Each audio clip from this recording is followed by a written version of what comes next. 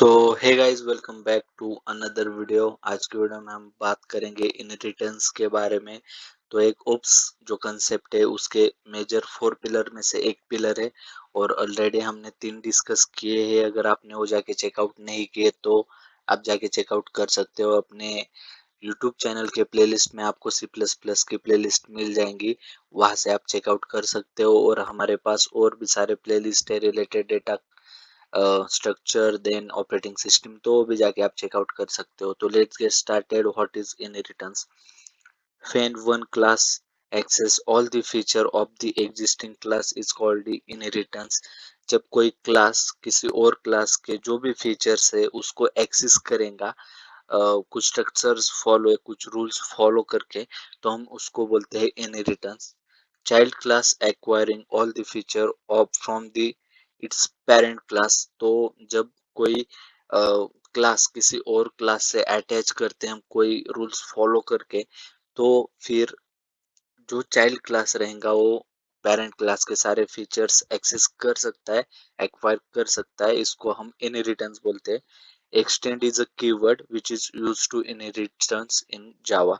Extend करके एक keyword है जो हम यूज करते हैं इनहेरिटेंस के लिए जावा के अंदर। when there is a relationship between two classes is called inheritance। तो वहां पे दो रिलेशनशिप रहते हैं जावा के अंदर, जैसे कि इज एंड हैज। तो जब इज अ रिलेशनशिप होगा तो हम बोल सकते हैं कि वो इनहेरिटेंस है।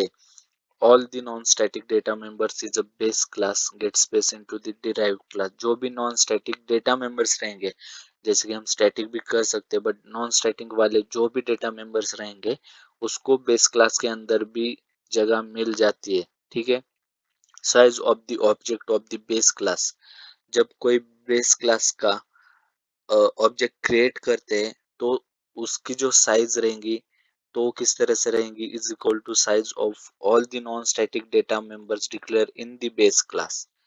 जो भी डेटा मेंबर्स रहेंगे नॉन स्टैटिक वाले इन बेस क्लास, मतलब पेरेंट क्लास में, तो उसकी सारी जो भी बाइट्स निकलेंगे पूरी जो साइज रहेंगी वो उस ऑब्जेक्ट को असाइन हो जाएंगी।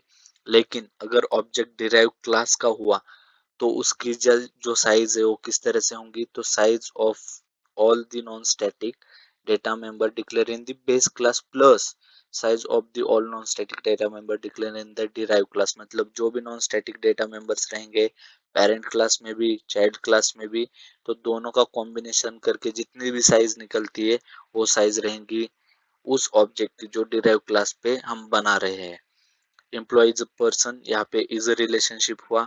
तो आप देख सकते हो सी प्लस प्लस में कुछ इस तरीके से इनहेरिटेंस होता है, but in Java we extend keyword use करते हैं इनहेरिटेंस के लिए। ठीक है।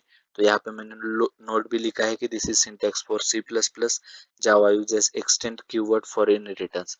तो ये कुछ इनहेरिटेंस के टाइप है। Single inheritance, multi level inheritance, hierarchical, then multiple और हाइब्रिड इनहेरिटेंस। देन इन इनहेरिटेंस में हम मतलब एक टाइप का इनहेरिटेंस यूज नहीं करते। आपको गेस करना है, कमेंट सेक्शन में लिख दो। अगर नहीं पता चले तो हम ये नेक्स्ट वीडियो में देखने ही वाले हैं।